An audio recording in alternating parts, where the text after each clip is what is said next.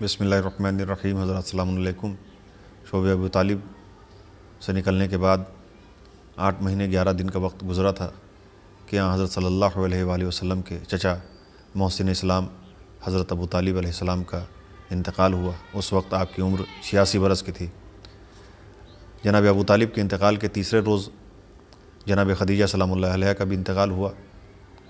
ان دو ہمدردوں، ان دو مددگاروں کے انتقال سے حضرت صلی اللہ علیہ وآلہ وسلم کو اتنا صدمہ ہوا، اتنا رنج ہوا کہ آپ نے اس سال کا نام عام الحزن یعنی غم کا سال رکھ دیا۔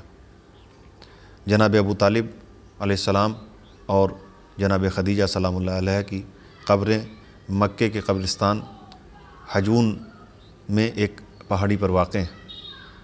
علامہ نجم الحسن قراروی صاحب نے لکھا کہ پہلے یہ قبریں گنبد والی نہیں تھیں، یعنی ان قبروں پر گنبد نہیں تھی۔ مورخ ذاکر حسین کے مطابق اصغر علی فصیح لکھنوی نے 13ویں صدی کے وسط میں درمیان میں مومنین کی مدد سے ان قبروں پر گنبد تیار کرائی۔ جناب ابو طالب علیہ السلام کے انتقال کے بعد دشمنوں کے حوصلے بلند ہو گئے، ان کا ظلم و ستم اور زیادہ بڑھ گیا، اور ظلم و ستم اس حد تک بڑھ گیا کہ آپ نے گھر سے نکلنا تک چھوڑ دیا۔ یہ حالات مکے کے تھے۔ اس کے بعد آپ نے طائف کا سفر کیا۔ طائف مکے سے 70 میل کے فاصلے پر ایک جگہ ہے، بہت سرسبز اور شاداب جگہ، جہاں بہت اکثر بڑے لوگ وہاں رہتے تھے۔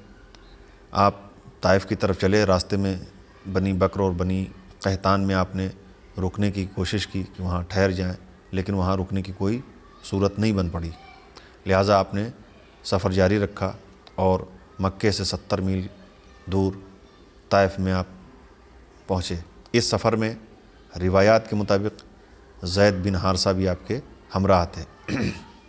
جب آپ طائف پہنچے ہیں تو وہاں کے حالات بھی آپ کے لیے مکے سے کچھ زیادہ جدا نہیں تھے۔ وہاں بھی لوگ دشمنی پہ آمادہ رہے اور لوگوں نے حضرت صلی اللہ علیہ وآلہ وسلم کے اوپر بہت زیادہ ظلم اٹھائے۔ بمشکل تمام 10 روز آپ طائف میں ٹھہرے۔ حالات وہاں کے ایسے تھے کہ اتنے پتھر حضرت صلی اللہ علیہ وآلہ وسلم کو مارے گئے کہ آپ کا پورا جسم زخمی تھا، سر کا خون ایڑیوں سے بہہ رہا تھا۔ روایات میں یہاں تک ملتا ہے کہ جب آپ نکلتے تھے تو دونوں طرف لوگ صف بنا کے کھڑے ہو جاتے تھے بازاروں میں، اور دونوں طرف سے آپ کے اوپر پتھر کی بارش کی جاتی تھی، پتھر برسائے جاتے تھے۔ زید بن حارثہ کا بھی سر پھٹ گیا، وہ بھی زخمی ہوئے۔ بالآخر غلاموں، کمینوں اور غنڈوں نے آپ پر پتھراؤ کر کے اور پتھر مارتے ہوئے آپ کو یہ لوگ فصیل شہر سے باہر تک لے آئے۔ یعنی فصیل شہر کی دیوار کو کہتے ہیں کہ جہاں جو حد ہوتی تھی شہر کی، اس کے اوپر ایک باؤنڈری یا دیوار ہوا کرتی تھی پہلے زمانے میں، تو یہ لوگ پتھر مارتے ہوئے حضرت صلی اللہ علیہ وآلہ وسلم کو فصیل شہر یعنی شہر کی دیوار تک لے کے آئے اور اس کے باہر آپ کو نکال دیا۔